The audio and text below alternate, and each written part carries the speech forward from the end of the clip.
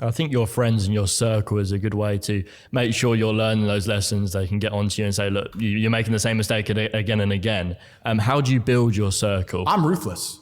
I am ruthless. I'm ruthless. You wouldn't be any other way, would you? No, but I don't have time for brokies. I don't have time for sad people. I don't have time for unlucky people. I don't have time for someone who's complaining. I don't have time for negativity. I don't have time. I'm so ruthless. If I knew a dude who always had a cold, I wouldn't talk to him anymore. You're too sick. I don't like it. Yeah. My circle is winners. Everyone around me is a winner. No matter what bad happens in our lives, we win. And it's amazing to me that people understand that you are the sum of the 5 people you spend most time with. 100%. But then they don't curate their circle. No. They'll go, yeah, I understand that part. And then they'll still hang around with a bunch of fucking losers. The problem is it has to be a value exchange. You can't be a loser hanging around with winners because winners don't want to hang around with you. You need to find a way to provide value and work your way up. But as you progress through life, there's going to have to be people you cut off because they're just holding on to your coattails, slowing you down. And no matter how many times you give them a chance, they don't want to fucking progress. And that's their decision. That's fine. You don't have to feel guilty about that. You have to climb to the top of the we mountain. covered it on a short recently, and we got quite a lot of hate on that, didn't we? The fact that we've had, through my life, I've had to cut people out, 100%. And I don't want to cut them out. It's just I'll be dragged back, and I can't gradually move up on the levels because they're holding on to the person you used to be, and they expect you to be that person. They go, "You've changed." Headlines, yes, I have. Why haven't you? Completely. And life is a value exchange. Every friendship, every relationship, every business relationship, there has to be an exchange of value.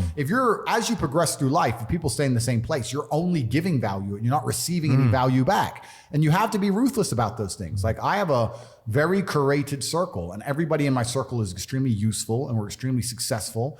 And it's a very motivating thing. If you're in a room full of ice cream experts and all they talk about is ice cream, how to move ice cream, how to sell ice cream, different flavors of ice cream, how you make ice cream, you're going to learn a lot about ice cream. If you're in a room full of people who are billionaires, and guess what they're talking about? Money. And guess what you're going to learn about? Money. I don't sit and have pointless conversations with people. I don't even know what people are talking about. If me and my friends meet, we end up talking about the earth and how it can pay us. That's what we talk about. And that's how we manage to make a bunch of money. So you have to be ruthless with your circle. And for people out there who understand this, a lot of people say they understand it, but they genuinely don't. But if you do, and you are trying to progress your circle, you need to find a way to provide value. You need to either join networks like my one on corporatetate.com, or you need to find a way to provide value. I'll give you an example. In Romania, I was driving and I went to a town called Cluj. It's a very small town. I went in a nice car and a kid came up to me and he said, I run the car spotting page and we take pictures of the Ferraris and Lamborghinis. Can I take a picture? It's like, yeah, sure. And anyway, he took a picture of it and then he gave me his business card and he said, I just want you to know, I don't even like cars. I just knew the best way for me to meet rich people is to take photos of nice cars. It's a great story. I was like, you're smart. Very smart. I hired him. I'm not surprised. Really? He works for me. Yeah. He still works for me for this day. Yeah. He was smart enough to go, well, where's the money over there? Yeah. How do I get close to the money? Oh, they don't want to talk to me. But if I take cool photos of his car, he might want to talk to me. You have to find a way to provide value to people. Yeah. If you provide value and it's a value exchange, you'll do good. But yeah, I say this to people and they go, oh, but my friend, and we have a good time together. Well, if you're going to prioritize your friends by drinking and having fun, then you're going to have a bunch of fucking loser friends. That's your life and that's your life to live. It's fine. Don't complain when the NHS are on strike and you can't get seen and I'm in a private hospital in fucking Saudi. That's your problem. You have to just make your decisions in life and live true to them. But creating a circle is ultra important. And it's not just important financially, it's also important for your entire life and your mindset as a whole. Because it's amazing, especially amongst men, we never want to be the poorest person in the room.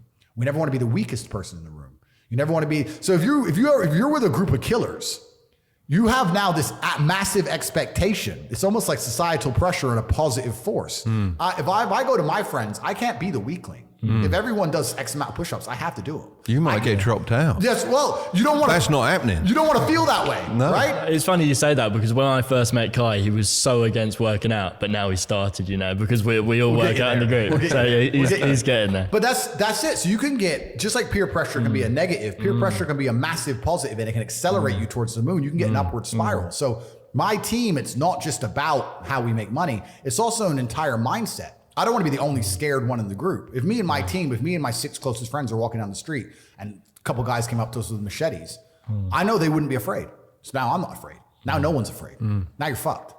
Now the guys with a machete should be afraid. That's right. It's like an army. It's like a gang, right? You have to have that mentality. So it's not just even about money. It's about your entire life you create. If you're a person, if you're a man and you're out here and you go, you know what? Who do I want to be? I want to be strong and rich and brave and respected. Then I need friends who are strong and rich and brave and respected. That's what you need to do. If you're going to say, oh, I want to be these things, but I hang around with this guy because we play FIFA together, then you can stay a fucking loser. And that is your decision. Stay a loser. I have no sympathy for losers. I want to make this another thing clear that ends up on TikTok and everyone cries their eyes out. I don't give a solitary fuck if you want to stay at the bottom of the societal totem pole. If I'm going to ignore how I feel day after day so I can perform, regardless of whether I'm sad, happy, pissed off, tired, if I'm going to get up and work anyway when I'm tired, how do you expect me to feel sorry for you because you didn't work when you were tired? If I don't care about my own emotions, I certainly don't give a solitary shit about yours. If you want to stay a loser, stay one. Good, it's fine. Stay a loser. I have no sympathy for you. I don't care.